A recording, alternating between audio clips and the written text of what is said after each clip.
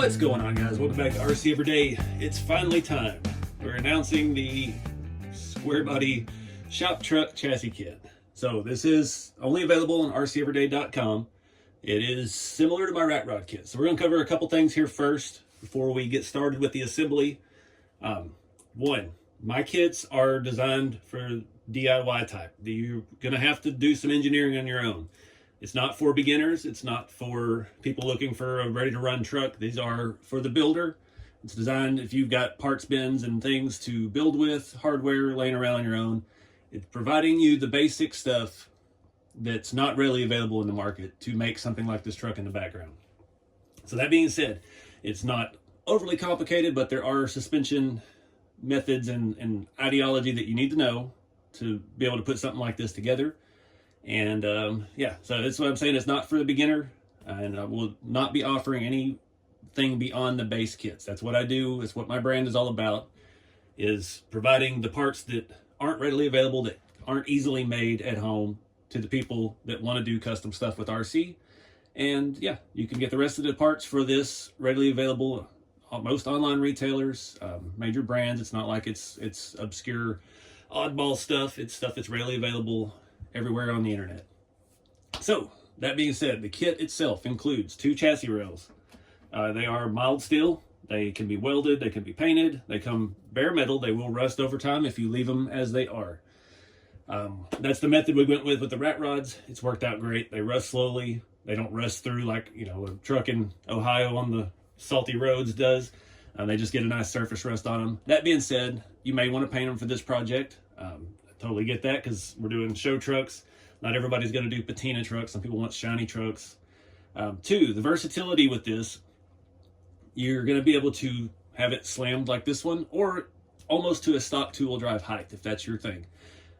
Nobody's really ever offered that before. So this is going to have a range of versatility. We've got these independent front suspension mounts that mount to the chassis rails on each side. It gives you a plethora of shock locations, and it mounts, we know for sure, the TL01 Tamiya arms. That being said, it may work with other stuff. Most touring cars have a standard width. Some things are different design, but this is around 17 or 16 millimeters. So if your touring car control arm can fit over this, then it may work. And you may be able to use the knuckle and assembly off of that. And I'd like to know if you have one that works. Shoot me a message or something so we can add that to the list. But I'm basing this off of the Tamiya TL01 front suspension. Those are old touring cars. They were very cheap to start with. They're not collectible, really. You know, we can find some with nice bodies and things that are super collectible, but the base chassis itself has no collector value at this point in time. They've been around since the late 90s, and it's very basic stuff, and it lends itself perfectly to the way this is set up with the steering and suspension setup. So also included in the kit is a universal front servo mount. Again, we're keeping like the rat rods. You get a micro servo. Now, I don't recommend using one like a comes on a SCX24 or anything. You're going to need a little bit beefier one. The Reefs Micro 99s work fantastic. The Smart 179s, and there's some other ones. I think Shift makes one. The small micro servos with 4 mounting holes. Typically, if they have 4 mounting holes, they have enough torque to work on an on-road 10th scale vehicle. This can be configured in a lot of different ways. You can have it this way. Your servo can be on whichever side, however you want to work it. There's not a set location where this mounts. We'll show you where it mounts with using the RC 4-wheel drive Scottsdale body. And just how I like to do it. Next down the list, we've got the motor plate. This is designed to work with the RC 4-wheel drive TCI transmission. The scale R4 looks just like a real transmission. It is mounted to be at the right height for this body. It does have optional holes. Don't know if you'll need them, but we'll show you how to set all that up in this video, how to mount the transmission to it. Then we have the rear mount for the transmission, which is matched to that height. So it puts the transmission at the right height where it looks good under the hood of the truck. The motor sticks up the right amount of height, as well as it doesn't hang down too low on the bottom in case you really want to slam this thing down. So that's been engineered that height. We played a lot with it, trying to make it work. Last pieces of the kit are just some rear cross members. These are the exact same ones that are on the rat rod kits. These just provide reinforcement for the chassis and a place to thread screws in for your rear suspension mounts. So that's about it. I'm going to take this body off the one in the back, walk you through a little bit of how it's going to set up. And we're going to have to rob some parts off of that because I don't have enough to build 2 trucks right now. And yeah, but we're going to put it all together. These are the final production parts, and talk about options and things along the way. So let's go. All right, so here's the overview chassis layout. You're going to need spacers, M3 spacers, do a lot of this stuff.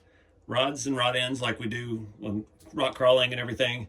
You're going to make steering links, body mounts even. These are made from TF2 mounts and some spacers and shims. We'll get you the exact measurement on those later in the video. The RC 4-wheel drive R4 transmission and the SSD scale engine. Not sure if the RC 4-wheel drive one will work. This has a different setup. We've got these in the way, so I wanted to put that out there. I know some folks with the rat rods were really wanting to swap those to the RC 4-wheel drive V8s, and we've figured out a way in our Facebook group to make that work. And yeah, that's going to be up to somebody else to figure out, because the kits are designed for this. This engine is cheap. These are around $20, $25, and they're plastic, they're paintable, they look good, and it hides your electric motor up front. You can see how everything lays out. We'll get a measurement later for a drive shaft because I've yet to do that. Keep forgetting. Rear axle, standard RC 4-wheel drive Yota 2 K44, or this is the Boom Racing BRX 80.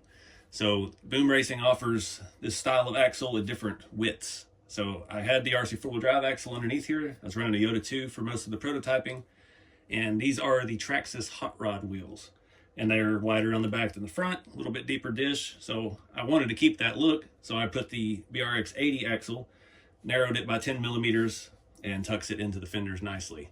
The leaf spring setup will be a basic leaf spring kit from like Amazon or eBay, just off-brand stuff. Works just well, just fine. And we'll show you how to do all that later in the video. You see up front, I've got some off-brand servo in there that I found on Amazon. I have yet to try that one out, so I don't know the torque ratings on it. I think it's only like 54 ounces of torque. May not be enough for a 10 scale rig, but the micro 99s work fine. Like I said, I've run those in my rat rods for many years before we even had the kits. And that's why I based the kits around those, because I know they have enough torque. These are the RC 4-wheel drive 50 millimeter shocks. So you can see we're at the very bottom mount and this truck sits low. So if you're going to build this as a higher setting stock looking truck, then you could put an 80 or 90 in there, possibly using the top mounts and the bottom of the control arm, depending on how you want to build your truck to sit. Same goes in the back as far as the height. We've got leaf spring, we've got the axle on top of the leaf spring right now, and actually have some lowering blocks in there. There's some RC 4-wheel drive lowering blocks that are angled to help set the pinion angle straight. Again, that's up to you. You can bolt the axle straight to the leaf spring, top or bottom. If it doesn't have a pad on both sides, like this one does not, you can use spacers. The M3 spacers will fit in there and work just as well. Lots of options, lots of variety. All right, so first step in assembly, since this is raw steel, they may be bent a little bit just from manufacturing. They come from a giant sheet of steel. See, that one's got a little rise in it. Having all the cross members in will straighten it out. I like to give them just a little tweaking, get them laying nice and flat. This is a very not smooth surface, so that's flat enough. First step we're going to do after that is mount our front suspension mounts, I guess we'll call them, our independent front suspension mounts. So I'm using my prototype here. It has a lot more holes on it, so let me figure out exactly which holes these go in. So we're going to go 3 holes back from the space, and it only needs 2 screws. It does have 3 holes in it. It's just there so you can move it front to back if you're doing some custom application with this. It gives you a little more versatility. These are going to mount to the outside of your rail, but they're going to screw through. We're using M3 by 8, so pretty standard short stuff. You can use coarse thread into the plastic if you have some. It's not required. This stuff will work just as well. You just need to be careful not to strip them out. That's the way it is with any 3D printed product. You don't want to strip out the plastic because you're kind of hosed if you do. So we're going to line this up. I definitely don't recommend using power tools on the printed parts either. Threads in nice and easy. All the parts are multi-jet fusion printed in nylon 12. So they're heat resistant, they're paintable, they're very durable. The nylon stuff is very strong. That snugs up nicely. No risk of stripping that by hand. You'd have to really not be paying attention. And you do this first because it mounts on the inside of the rail, so it's easier to do that before you put the rails together nice and snug. And I'm just using old hardware I've had from over the years, left over from RC four-wheel drive kits. And so before we put the two halves of the rails together, another good idea is go ahead and do your body mounts. The way this works, I use rods on this truck. I've used the RC four-wheel drive TF2 mounts. That looks like a 3mm spacer and a 20mm rod. The distance we're looking for, 58 to 60 millimeter. There's a little wiggle room in there. The body fits pretty snugly on 59. Luckily, I've got a bunch of these RC four-wheel drive rods. They're 4-link rods. They're 59 millimeters. We're doing screws on those. I'm going to Loctite them because it's metal on metal. If you're using plastic ones, you don't need Loctite. Yeah, there's lots of different ways to do it. This is the easiest way, just making it one piece. I'm going to be pretty generous with the Loctite. If I can get it out of the tube. And for the front one, for the Scottsdale specifically, we're going in the middle hole of those three. Come on, put that up here.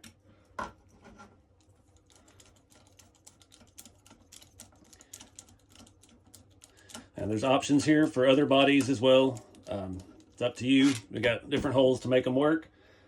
This is designed to work with the K5 Blazer as well, but this is an early prototype chassis. We've added extra holes up here so your rear suspension can move forward for the Blazer, and then you'll have to cut off the rear of the frame wherever you need to make that Blazer body work. Don't know, this could work. It's the same wheelbase as like the Toyota Extra Cab body. The mounts and stuff are in the same place. The only issue with that is the width. So your standard Yota axle is not going to fit underneath a Toyota body laid out.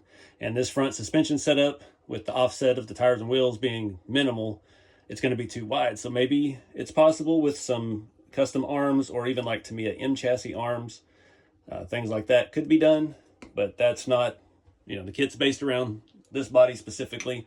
So that's what we're selling it as. This one will be into the second to last hole of the 4 option holes back here. That started. Now for your other ends of your body mounts, your body post, you can do like RC four-wheel drive shows on their body to just put screws in. Or you can do like I do. I put grub screws in the end of this. I'll Loctite them. And that way the body just kind of snaps on and off around them. But we'll save that for a later step. And yeah, we'll move on to the next one. All right, so now the next step, we're going to address the servo. Now is the good time to go ahead and put your servo in, depending on how you have it facing. I'm going to set this chassis up the same way the other one was. So it's going to be set in low. I have the servo arm over the top of the chassis rail, so that will allow us clearance underneath and things like that. These use M2.5. I use some coarse thread. Again, there's lots of options with this. These micro servos, there's not a lot of servo horns out there that are set up for M3 hardware. You can see this was a reef servo horn that I got, and I actually cut the end off of it to shorten it, and I drilled out the second down hole to M3 and just put a nut through here. This could all vary on yours depending on what suspension parts you use, but I will tell you what the length is of this if you're going to copy this suspension setup exactly as I am. So we're going eye to eye on this. We are right around 62 millimeters. I'm going outside of these, about 68 millimeters.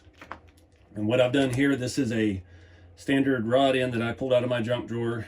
This is from the TFL racing truck. And then I've got a RC four-wheel drive long offset end to help get the angles and everything I needed. And then I'm using that is a 20 millimeter spacer that I got from Amazon. All these spacers and stuff like that we use for the rat rod 4 links, 20, 25, 30 are nice links for that. So any combination of that stuff will work. It's up to you to create that. Again, these kits are all designed for you to use your junk drawer, your parts bins, everything you got to help put it together. So installing this, we are going 3 holes back from the front of the chassis. That's just where it fits well with the Scottsdale body. Lines up, it doesn't interfere with the grill, the core support, or anything in there. And again, I'm using M3 by 10s on this one. There's a little more meat on that printed part that we can actually thread into. 8s would work just fine. Go ahead and get the other one started before I tighten that one all the way down. This servo mount has those 2 holes on the top. They do go all the way through. You'll see later it might be a good place to mount radiator or other under the hood scale things that you may want to add. And I'm just using old hardware I had. Stuff is not matching. You can use scale hardware as well. It will work with the chassis rail just fine. You're not really going to see the chassis on this one, so I'm going to save my fancy hardware for other projects. All right, so moving on to the motor transmission. We've got our RC 4-wheel drive R4 TCI transmission. We've got our motor plate with the kit and our SSD engine, the base of the housing. The transmission has a pinion gear and a spur gear shaft that goes in and a ball bearing. So the way that works, this just drops inside, fits in a bearing in the inside, and then you're going to take this bearing and press it into the plate. It might require you to move a little print dust out of there, or might need to be pressed in. That one went in real easy. If it's fighting you, put it flat on a hard surface and just press on it from the back. Just like a real bearing on the back of an engine. You might have to press it in a little bit. Next thing we're going to do is put our pinion gear on our motor. I'm not sure, they don't really have a clear depth of where this goes, so we're going to try to figure that out. Put our plate in between and just kind of mock it up. See, make sure we're not bottomed out in the transmission. Get to turn the shaft to check it. Sounds like we're hitting a little bit of metal on metal. Move this back just a hair. See if we can get an idea again. That feels pretty good. Make sure it's seated all the way around while we're doing this, so we're not getting any false hope of it grinding or anything. So these don't offer a change of pinion. They're pretty much, it is what it is. Nobody's made a set for that yet. So we're going to, let me find some screws for this. You don't want very long screws for your motor. These might come with your motor. They might even come with the transmission. I've lost the packaging for that one. You probably want to Loctite these. Just metal on metal again, going into the motor. We have a little bit of range of movement inside of our gearbox here, or our plate, so we can shift it around as needed. These, I think, are 6 millimeters. Let me double check. Some M3x6 to attach our motor to the motor plate. This is common. This is the same thing you do on most RC 4-wheel drive builds. They're the V8s, everything like that. So I'm going to line this back up again, and I'm just going to push that motor down while those screws are loose. Get it as low in the housing as we can. Make sure we've got good gear mesh. Pull the transmission off and tighten these up.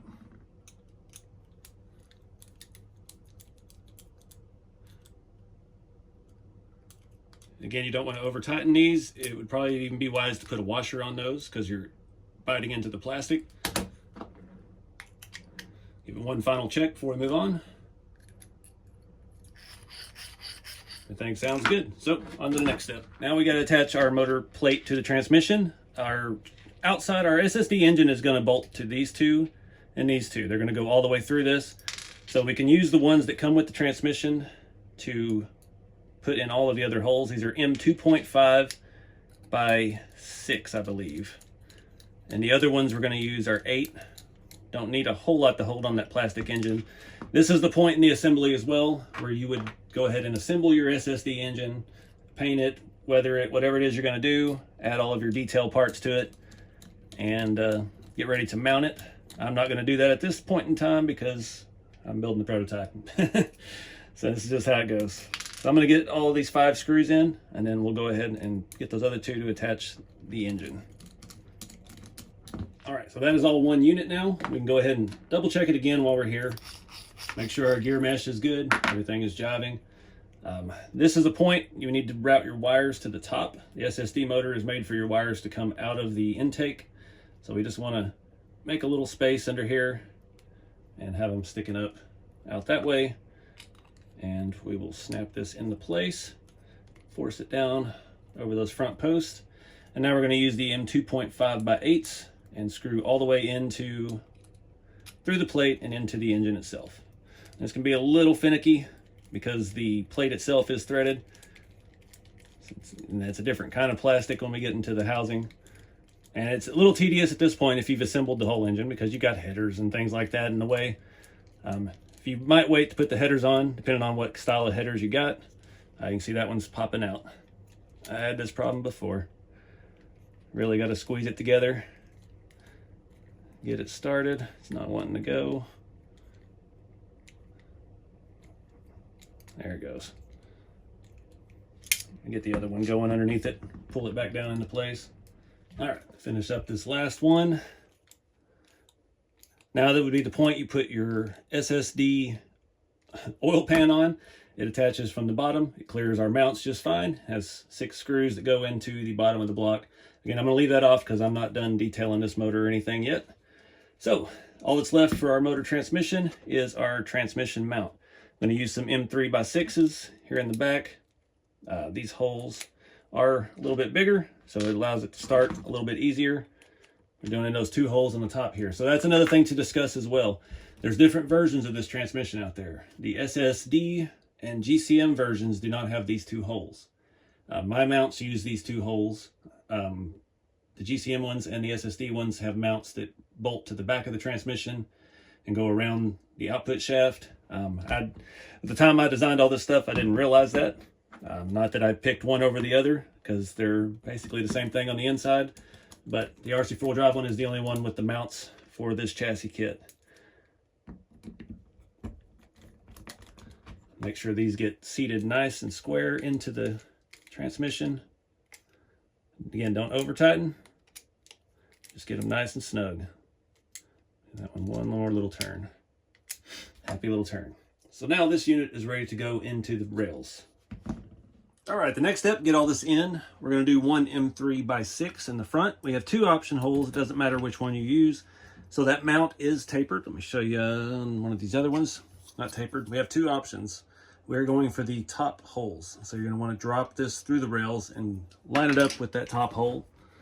You can do either side. Actually, I want to put it in the front because the 6 sticks through just a little bit, and we don't want it to interfere with the plastic of the engine. The scale engine housing.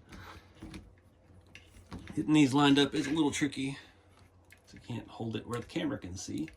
It's the story of my life, trying to hold things where the camera can see while making it work.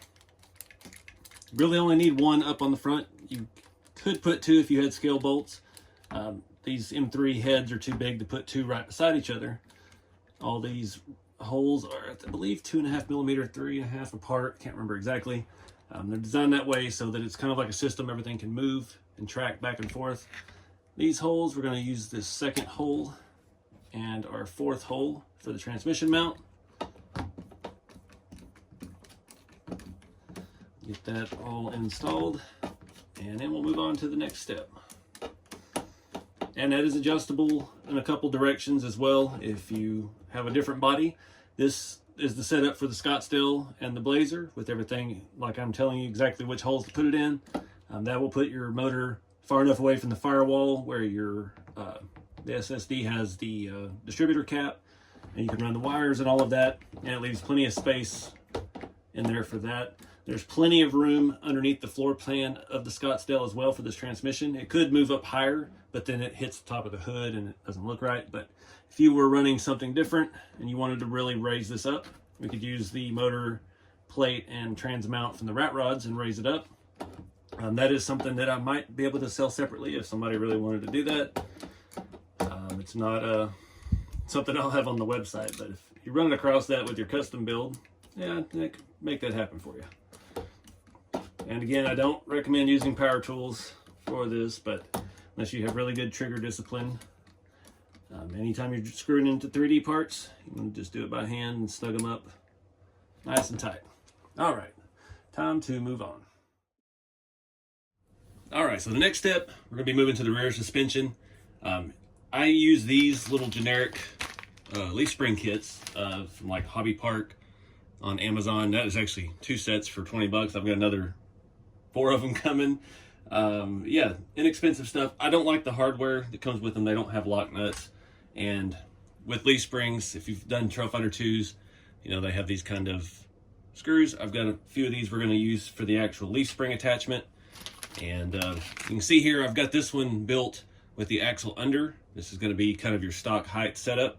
When we put this one together, I'm going to build it lower. So we're going to do a flip kit and drop the axle.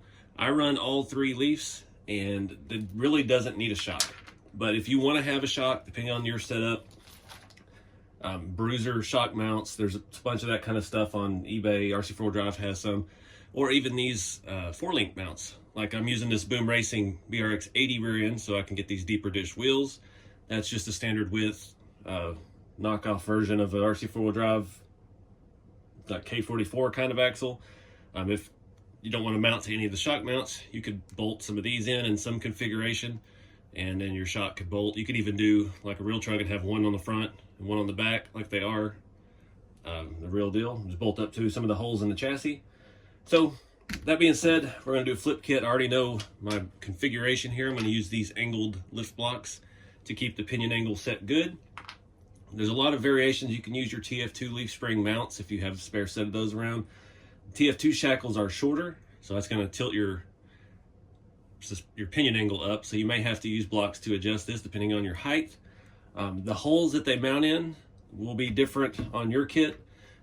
The production chassis have holes that go all the way up to here, so you could shorten the wheelbase for a Blazer if you're keeping leaf springs and however that works for you. But I didn't have time to wait for those to get here. So it can always depend. Even just having the axle on top of the leaf spring versus the bottom, you might have to adjust it back and forth the hole, fine tune your wheelbase. It all depends on what you're doing. I know a lot of you guys are going to do custom crazy stuff. So this instruction video is kind of just for the Scottsdale setup. So the way we're going to do this, we're going to put the block under. I believe, I don't remember which way the pinion block goes to angle, and then we're just going to bolt the leaf springs. We're going to bolt it to the bottom. This axle's got a unique kind of configuration where it's kind of curved on the bottom. It works out just fine. If you have like a stock yota axle that has a little bit more recess up in here, you can use actually some small actual RC4 Drive spacers, 2 and 3 millimeters, and put those in there. And that you could actually use those spacers as lift blocks if you just wanted. But on those RC4 Drive ones, it doesn't come down this far with the threaded area. So you could stick those in there and get it flush along the bottom for your mounting location. So I've got to take this bolt apart off of here, separate these. I'm going to go ahead and bolt the leaf springs and everything to the axle, and then we'll look at mounting it to the frame. Walk you through doing this on one side.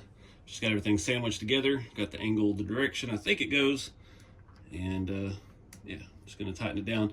These boom axles are a little bit different since they are kind of adjustable. These screws are actually used to clamp the axle to the housing. So the outer shafts are kind of 2-piece like the old axial ones. And yeah, you got to get these pretty tight to keep the axle together. It's not a 1-piece body like the RC4 Drives are.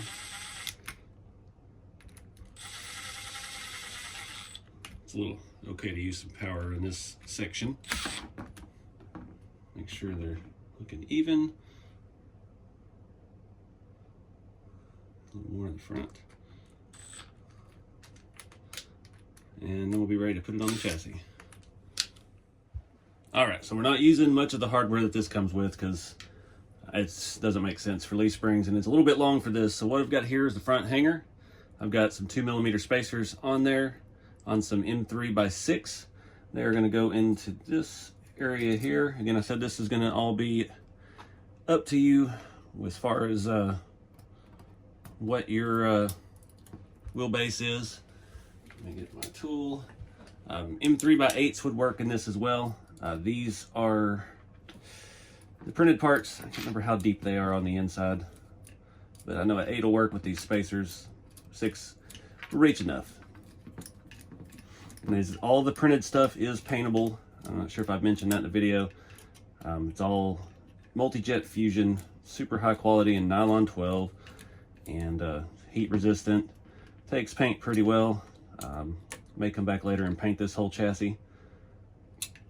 Just snug these all up with those spacers in there. Do the same thing on the other side. Or the plate.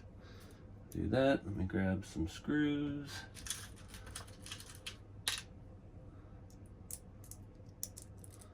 Mount our hangers. Again, you can use the RC4 Drive hangers. Even the GCM racing hangers can be made to work. That's a 10. A lot of versatility with this. I just know that the RC four-wheel drive shackles are shorter, so it's going to change your whole pinion situation if you use those shorter shackles. It could help you get it lower as well, but it's not yeah, you don't know. It could change your pinion angle so much that you might need the angled blocks. Get those spacers in there. This lined up. Mounting the axles just like any other leaf spring rig you got. Let's get these in here. And I'm going to use these sleeved collared bolts. I don't know exactly what they're called. These off-brand hangers you might have to bend on just a little. That one I think there's room in. Just a little bit of tension. And it could be too the way it's mounted on the axle. There we go. That's not it. All this stainless hardware I keep mixing up. Get those in and started. I just use, this is all M3 stuff. I'm just using some nylon lock nuts. Unfortunately, these are old Tamiya ones that I'm using. If you use the RC four-wheel drive collared screws, they will be M4 head or something like that, so it'll be easier to put in. These are Phillips head, so you gotta have a Phillips screwdriver to tighten these up. Doing it old school. We'll get both these tight, and we'll start looking at our hangers. All right, so moving on to these hangers. One weird thing, they're drilled funny. They're drilled for this kind of screw. I don't know how they expect you to attach them with the hardware it comes with, but that's how it is. They only go in one direction, so both of your hanger bolts to the leaf spring are going to have to mount the same direction.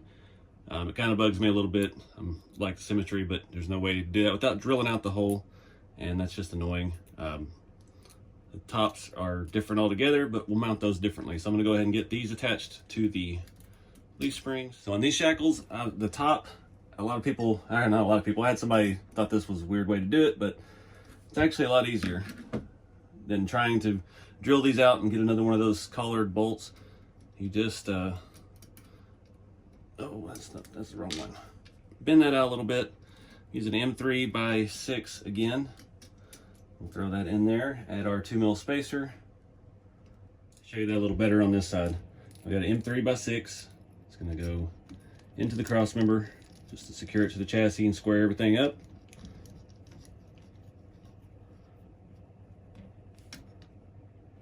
And then we're gonna bend this little edge out for a minute.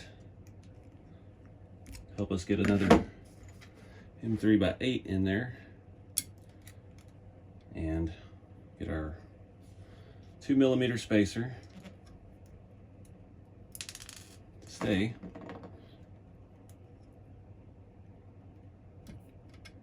And there's nothing stopping you either from making a 4-link on this if that's what you're into.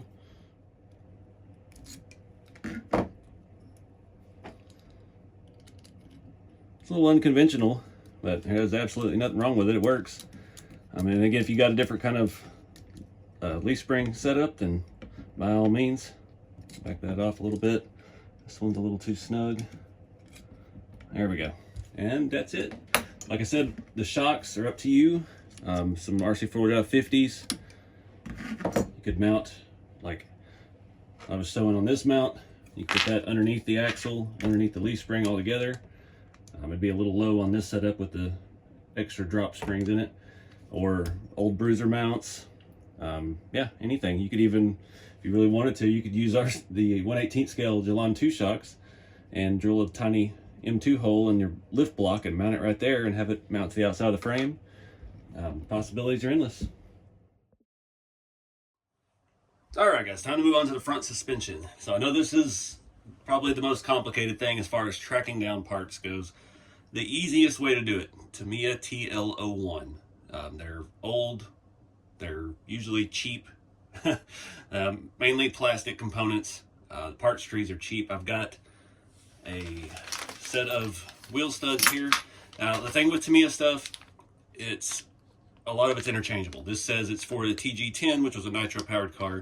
It's the same one for the TL01 for MO3. These are almost the same between every Tamiya on-road car. So if you don't find a cheap parts car, you don't have one laying around, I encourage you to try using your other arms, whatever you've got. If you've got any old Tamiya stuff, TT02, which I know is very common, will not work. It's a different setup, the way it mounts. So I do know that one will not work. TAO2s can work. It's just going to be up to you to figure out all that. Things you'll have a hard time tracking down will be like these screws here for the spindles.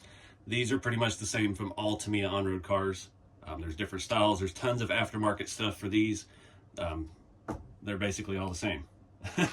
I'm sure there's some oddballs out there. I'm going to use all of the stock stuff because I've got a bunch of it. It's readily available. It's cheap. This is TL01B parts. This has our spindles and the uprights that you need. The other bag here, I can't see because they put a sticker on it. TL01 C parts? C parts. I think it says on here actually. Yeah, C parts trees. This has your front and rear control arms, and we only need the fronts, which are the narrower versions. So I'm gonna go ahead and pull all these off of here. These assemble, they're two-piece, they just screw together. Probably could have cut that a little cleaner. And again, if you don't want to buy all these, there's aftermarket ones. You can get a set of front aluminum ones with the rods that mount them. So that's another thing. If you are piecing together the stock parts, you're going to need some of these shafts that have a little bit of thread on the end. I found these on eBay for a TL01, very inexpensive. All right, so I got the control arms put together. I actually used some RC4 Drive Course Thread M3 hardware. This is super simple. This has a little bit of thread at the end, and it's what keeps it in place. I've already done this with mock-ups a million times. You need a 3mm spacer in the front, and you get it on here. Start sliding that through our mount. Use these little pliers to put a 2mm spacer on the back side. And this is the right wheelbase with the holes that we've mounted this on for the Scottsdale setup. For the square bodies, it should work the same for the Blazer as well. You adjust everything in the rear. Now this threads into the control arm, not into any of the parts on the chassis. Just want to snug those up. Boom. Now our suspension arms are captive and on, and we're ready to put the rest of it together. This allows a lot of fine tunability. Other bodies and things, you can shift this around. You can put all the way at the back. You can move it back 3mm. You can move it up 2mm.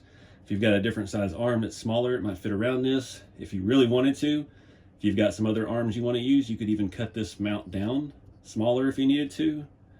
Lots of options with that. That's one part that I had to keep, make it super versatile to just allow you guys more options of things to do.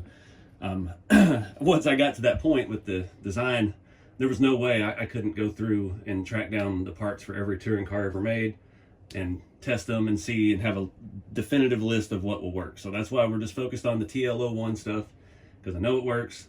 Everything jives right. These are actually mounted backwards to how they would be on the car. Puts our shock mount at the back, and it looks like a scale square body control arm, kind of in the shape, the way it leans forward like that. So I'm gonna get the uprights out of the bag. We'll install those from the bottom, and we'll flip it over and get this all sorted out. These are super simple. This is your top side. It sticks up a little higher. They're the same from side to side. So we'll get our other pin, and we're just gonna run it through like so. Get it lined up. Do that, tighten our screw, and we're ready to move on to the next step.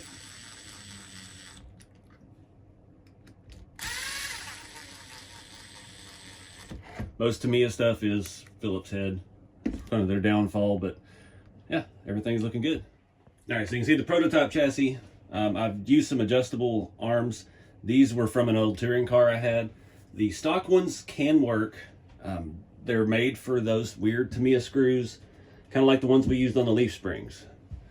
And they're designed to mount through the chassis into the arm on the chassis side of the upper arm. So it doesn't work with the way we got it set up. If you wanted to drill out the stock arm and attach it into the mount like so, you could. It's easier just to make some. So I've got my bin of rods and rod ends, and I'm gonna just throw some together real quick and show you how I do that and give you the measurements that you need for it.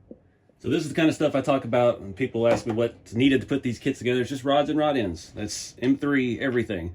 I don't have 4 identical. These are basic shorts. I don't know who made these 2. These I'm pretty sure RC 4-wheel drive. They came off of a rod that I had in, yeah, still sitting in my bin. So yeah, it's already got a grub screw in it, and we're just going to screw these 2 together, and I'll check the measurements versus the ones I've got on there, and then we can just use regular M3 hardware to attach them. They orient the same direction.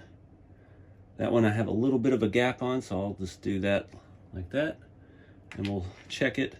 If you got 4 that are identical, that's great, but it's just the length that matters. It doesn't matter what it looks like. Having these kind of rod ends, it's offset a little bit on the chassis. Let me show you that while I'm looking right at it. See, this is actually a little farther forward than where it mounts, so these will, let me screw that down all the way. So that having the rod ends allows it to make that bend perfectly without having any issues. And this is a good way to adjust camber if you're looking for that. If you need to tuck a little bit more, if your truck is slammed and you're trying to do something cool like that, it's an easy way to do it. All right, so we're looking for something around 25 to 26 millimeter eyelet to eyelet.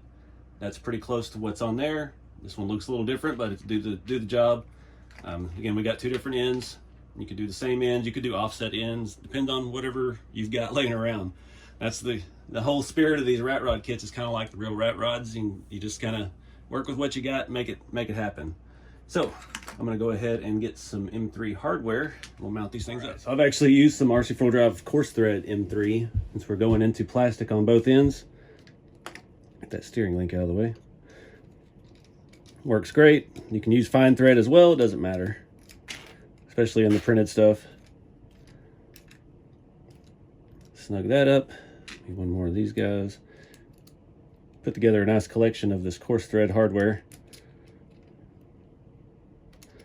See how those rod ends give us the ability to even angle back that far if we needed to.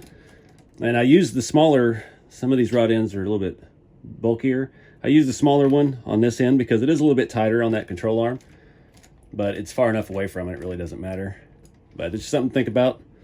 Do the same thing on the other side. All right, so again, there's a lot of interchangeability with the Tamiya parts. I know some of this is compatible with the M chassis, some of this is compatible with like the TG10. I don't know about the spindles compatibility between cars. These work great for one reason, because they have this really long shank on the front, and that allows our steering to be right up where it needs to be. So there's options with the steering link as well. See, I have this one spaced out pretty far because the truck sets lower. This one's designed to be lower. If you have your truck setting up higher, then you can put this straight onto this and it'll be underneath the chassis. And like we talked about on the servo install, you can have your servo mount the other way and have your arm underneath the truck and still have plenty of room. We'll try to set this other one up like that as soon as I find some ball bearings. Left down here is to get our, I don't even know what these are called, kingpin screws installed. I think that's what they're actually called on the Tamiya kits. This is designed for a 4-wheel drive car, so there are cups in there for a dog bone type drive shaft, but I'm using locking 12mm hexes. I have a little set screw in them, and it keeps them all in place. So it just sits there and spins freely on that bearing, and you don't have to have any kind of drive to it to make it work. All right, so everything is independent. I've found through the testing, I thought having a solid link here might cause some bump steer issues, but this doesn't have enough travel really to have an issue with that. And we're getting minimal side-to-side shift if we move one side all the way up and the other one from full range of motion, which you're not going to do on an on-road truck, honestly. It's just the truth of it. So it'll be plenty fine for that. So let's move on. All right, so all that's left up top is to connect our steering link. I swapped out this screw because the one I had wasn't quite long enough. This has a 6mm spacer. So we're going through the rod end, the 6mm spacer. The shank of the spindle is about 9mm. And then we've got another 5mm, about the average width of this. So that's about all the thread I'm going to get out of that for right now. I don't have any longer hardware. Gotta find a nut. We're probably not going to be able to get the nylon on there, but I'll have to get some longer hardware. Don't use a whole lot of long hardware these days. We'll get that started and just keep our steering in check.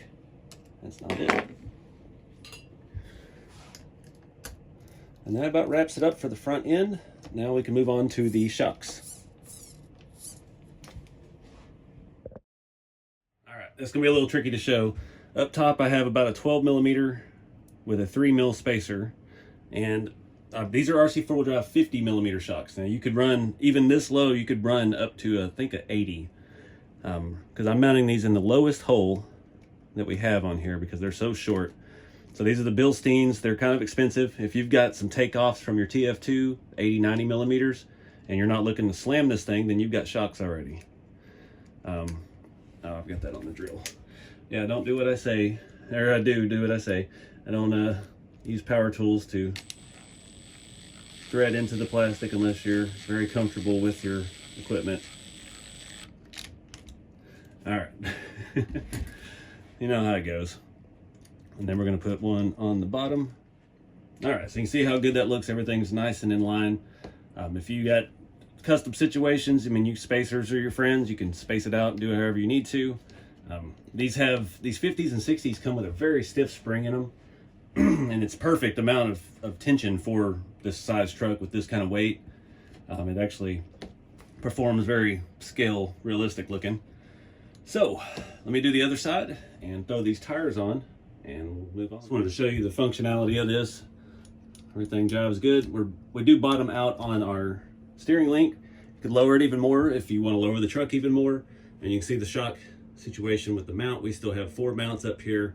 A lot of options. Go a longer shock. If you're going stock look, which I'm going to try to set up on that one here in a minute. We're going to try some, I think some 80s on it. But feels very good. I don't think you really need shocks in the back. This actually feels more firm and solid in the rear than it does in the front. Again, we're getting minimal flex because we're not rock crawling.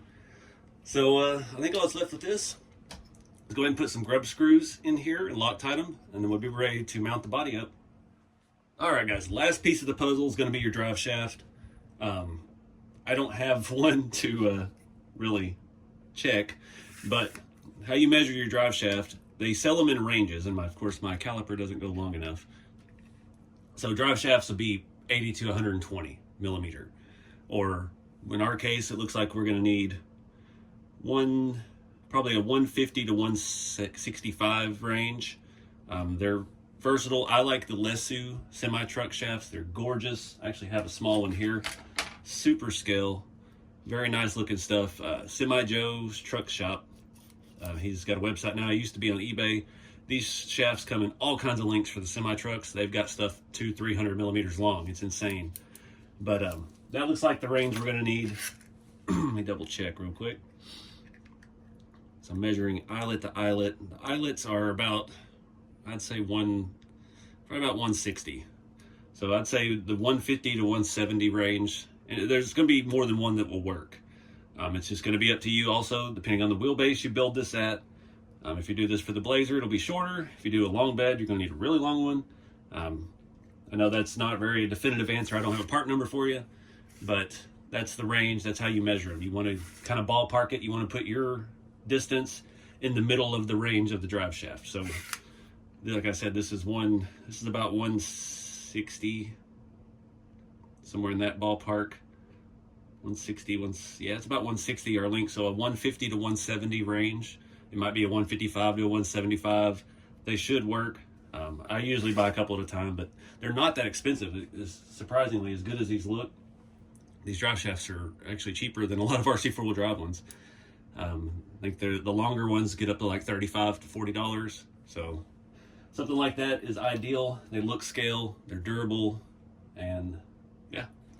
I don't have one at the moment. I'm gonna have to get on the site and order some, and yeah, we'll post about that on social media, get you a definitive answer. But again, it's all gonna be up to you, how you build your chassis. Like I said, this boom racing axle has a high output, so it's higher in the chassis. Even though we're upside down, it's higher. If you've got a stock truck like this where it sets up higher, you might need an even longer one. This one might be shorter than most. So it's just gonna be up to you to measure that range and just kind of pick in the middle of what the range is of the shaft that you're buying. All right, real quick, I wanted to talk a little more about the front suspension. These are the spindles for the TL01. I found some bearings finally. This is a set for a Tamiya TL02. I told you all this stuff is universal. These are the right size. They're 5mm inner diameter. They're 5 wide, and they measure the outside.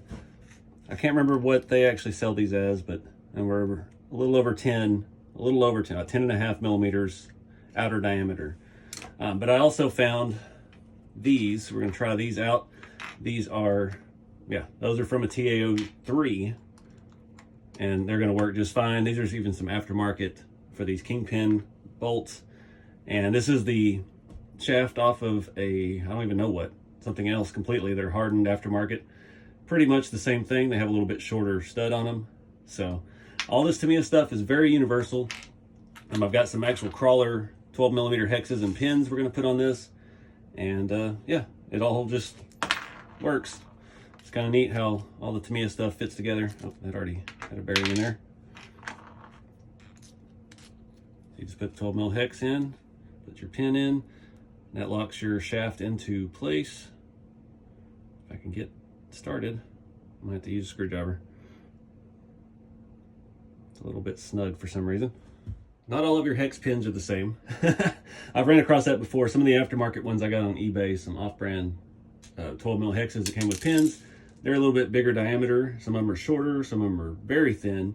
So that's something to look for as well before you get there. But that'll work just fine. I don't have any, I have a box of grub screws right here. So I'm gonna throw one of these in it to lock this into place so we don't have to worry about it coming loose on us. This is another Loctiteable item you might want to do, but this truck I'm sure will be apart 1,000 more times as we explore more options with these kits. So now your front end is in place. I'm gonna go ahead and throw this on here, and I'll get you the measurement for that front steering link that we need to do. Where is my screwdriver? All right, guys, so the steering link is super easy. This is a 100mm rod, just like the rat rod kits, like the ones I have on the website. It's the right length. I'm using RC 4-wheel drive long, straight rod ends, and that's pretty well right where we need to be. Everything looks good, caster camber. You might want to fine tune it. Again, you can use offset rods to move this forward and back if you wanted. It's all up to you, but the basis of it is the same thing I did on this one, 100mm rod. You can see it sitting on the rails here because this truck is going to be more of a stock height truck, and yeah, we'll play with it more from there. All right, so I've got some RC 4 drive 90mm shocks on the front of this one, 3mm spacers at the top. We've used the upper inner mounts on this as well. This is about the max height you're going to get. One thing with not being slammed, you're going to get a little bit of bump steer. We could probably correct that if we space that bar further away from the spindles. But it is what it is. These are scale trucks. They look better slammed anyway. It's just my personal opinion. That's kind of what they're designed around. But you have the option to lift it up a little bit. We've got a pretty good rake on this. I'm going to put a body on both of these, and we'll see how they look, and go from there. All right, so for the body mounts, I did put some grub screws on here. 59s are just a hair long. It does work, and it will stay very secure. But as far as getting the body on and off easily, it's going to be tricky. So that's why I'm thinking about with electronics. So that's going to be the next phase of this. I don't have anything to put in this at the moment. So we've got space here under the seat, the ESC receiver. Your battery, it's going to be kind of just like where a TF2 has it. Everything's going to have to mount to the body. It's going to make taking the body on and off a little bit complicated, but that's the price we pay for the scale realism, and that's just how it is. Every super scale rig I've got is a nightmare to deal with electronics. The rat rods are no exception, but there's plenty of space in there. I mean, you could stick a bulky ESC in there. A cheap 1060 will fit just fine, as long as your wire routing and everything is good. Looks like it'll all jive and work nicely. I'm actually pretty happy with how this is fitting. Let's flip it over and take a look at it. Mounting the other chassis to this unfinished body. Same thing. These are a little bit narrower. These are, I thought it was only 1mm difference, but yeah, that's about right. Looks about the same. Snap it into place. Flip it over and see how Granddad's truck looks. It's got a little rake to it. Might have to lower that rear down just a little bit. The 3-cell's a little bit long to fit in there, or the 3000, but the 2000 3-cell fits actually pretty dang good right there. So, I mean, you could make a little mount real easy out of some sheet metal or whatever you got, whatever material you're working with that you like to work with and you're familiar with. There's space. There's always room for everything. We've got the engine bay pretty well tucked away. This micro servo, there's room for a radiator. The RC4 drive radiator fits perfectly on top of the servo. You just have to figure out some mounts for it. The rest of the kit is up to you. These are not refined, perfect, complete products out of the box. It leaves a lot of options up to you to do custom stuff with, and that's the name of the game. That's why there won't be 100 of these that look identical at every event.